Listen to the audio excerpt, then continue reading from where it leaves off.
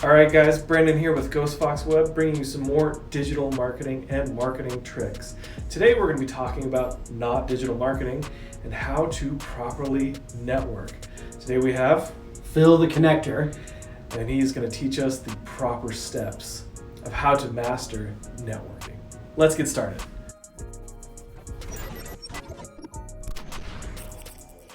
Okay, we got Phil the Connector here. Phil, tell us a little bit about yourself. So I've been in sales for over 30 years, and I started out as a cold caller, and what that means is going door to door, just trying to get someone to buy whatever product I had, So I've been in merchant services, I've sold cars, I've sold long distance service, you name it, I've sold it. So this last year, though, we dropped into the networking marketing, or we like to call the relationship marketing field, and it's really changed our business. Excellent. All right, so does networking work for your business? Does it actually make you money? Yeah, so before I answer that question, let me explain who I used to be. Again, I said I was that cold caller. I was a transactional salesperson, a transactional person, if you will. I would just go in, make the sale. The person was all just a dollar figure to me, and then move on to the next person. So it took me a little bit to understand that building of the relationships. So when you go into a networking group, it's not a one-time deal. It's years of investing into those people, being there for them, helping them find referrals. Then they find referrals for you, and you make bigger and larger sales because of that. Excellent. Now, if you can kind of give us some steps of how to master networking. Sure. So the first thing is select a group that fits your personality. So the time has to work, the people in the group have to work. I highly encourage you to, Grotto is here in the area if we're talking about Boise. BNI is everywhere. It's an international company, so Business Networking International. And then of course your chambers and all that stuff. Now the one thing I don't really like is I don't love the chambers. You should be on them in case someone's looking for something, but they're more like what we like to call the meat markets. So when they have their after hours thing, everybody's just handing out cards, and they're going, it's my card. Did you get my card? Did you get my card? And so that's just kind of no fun because you're going to go nope and throw it in the trash, right? There's no relationship there. So when you go to BNI, for example, visit every group in the area because, again, you want to get a flavor for it. But then make sure if you're going to join, you're going to really participate. You're going to show up to the meeting every week. You're going to be on time because if you're not on time, then the people there are watching you. They're seeing that's how they're going to treat my customer if he's always late, or if he's ditching out, or if he's not even going to be here for the meetings. He can't even commit to once a week. I mean, how is he going to commit to my referrals? And these are my friends and family. So do that. Then, of course, every one of those groups usually have multiple chapters within the same town, and maybe even outside that town a little bit. Go visit all those chapters. Make yourself highly visible. And when you go to those groups, they always have a list of who's the member of the group, but then there's always visitors. So you want to focus on getting the guests. Grab their cards, make sure you have those, and then set up one-on-ones with them.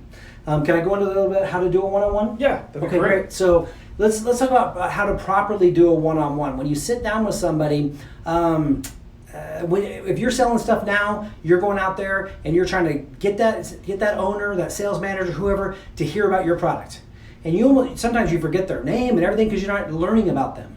So to properly do a one-on-one, you sit down, you learn everything about them. I can send you a list of the questions to ask. They're actually pretty easy. Forward, family, occupation, recreation, and dreams. If you ask those 4 questions, it's going to lead to a ton of great interaction.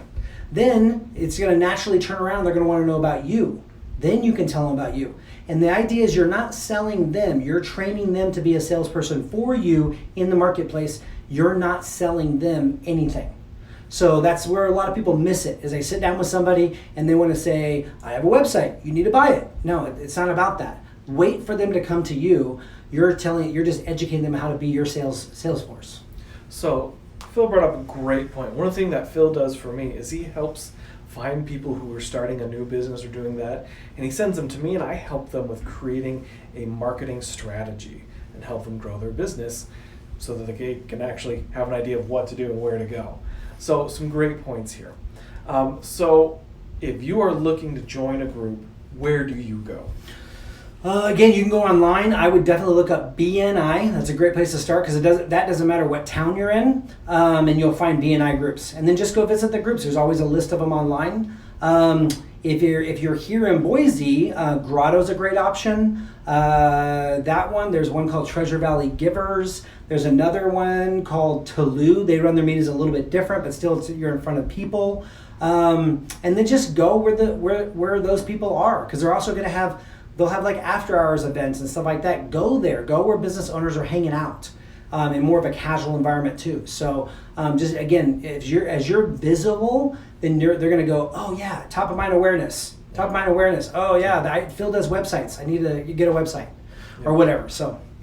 Also, another great place to look is nonprofits. Nonprofits are always putting on events. They're always looking for people to help. And they're always needing help with their nonprofits because nonprofits have to make money. All right, so essentially we know how to do our one-on-ones now. We know how to get started. We know where to look for. Anything else that you can tell us about getting a good network going? The giver's gain mentality. Try to really, really think about when you're sitting down with somebody how you can give them something, give them a nugget, give them information. Like for example, you do SEO, give them a couple tips about how to do it. Don't be so afraid to keep your information in, because they'll just come back for more if it's good.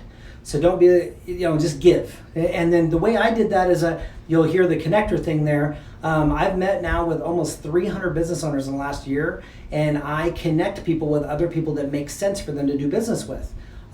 So reach out, have coffee, and I can help you get integrated into the city. A great thing is maybe if you don't know what you're doing, create a brand like I've done here. So find out what do you love to do. Like I just always naturally love to connect people. Find out what you love to do and create that. Then people want to meet with you, and then your product is secondary to the thing that you're doing for them. And as long as it's something you're being very giving in, like you mentioned.